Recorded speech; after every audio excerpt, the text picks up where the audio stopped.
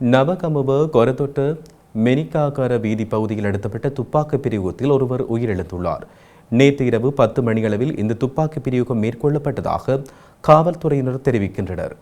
3 ஆண்களை இலக்கு வைத்து இந்த துப்பாக்கிச் சூடு நடத்தப்பட்டுள்ளது. அதில் ஒருவர் உயிரிழந்த நிலையில் ஏனைய இருவர் காயமடைந்துள்ளனர். அவர்கள் ஹோமாகம வைத்தியசாலையில் சிகிச்சைகளுக்காக அனுமதிக்கப்பட்டுள்ளனர். வாடகைக்காக பெறப்பட்டிருந்த வீடொன்றில் தங்கியிருந்தவர்களை இலக்கு வைத்து முச்சக்கர வண்டி மற்றும் உந்துருளியில் வந்தவர்களினால் இந்த துப்பாக்கிச் சூடு நடத்தப்பட்டுள்ளது. சம்பவத்தில் பொருளை பகுதியைச் சேர்ந்து 20 வயதுடைய ஒருவர் சம்பவ இடத்திலேயே உயிரிழந்துள்ளார். காயமடைந்த நிலையில் வைத்தியசாலையில் அனுமதிக்கப்பட்டுள்ளவர்கள் அம்பாத்தோட்டை மற்றும் தெமட்டகொட பகுதிகளைச் சேர்ந்தவர்கள் என தெரிவிக்கப்படுகின்றது. காயமடைந்தவர்களில் ஒருவரின் உடலில் 4 துப்பாக்கி ரவைகளும் மற்றொருவரின் உடலில் 1 ரவையும் பாய்ந்துள்ளதாக கூறப்படுகின்றது. துப்பாக்கிச் சூட்டுக்கான காரணம் இதுவரையில் தெரியவில்லை என்பதுடன் இது 2 பாதாள குழுக்களுக்கு இடையிலான முன்விரோதமாக இருக்கலாம் என காவல்துறையினர் சந்தேகம் வெளியிட்டுள்ளனர்.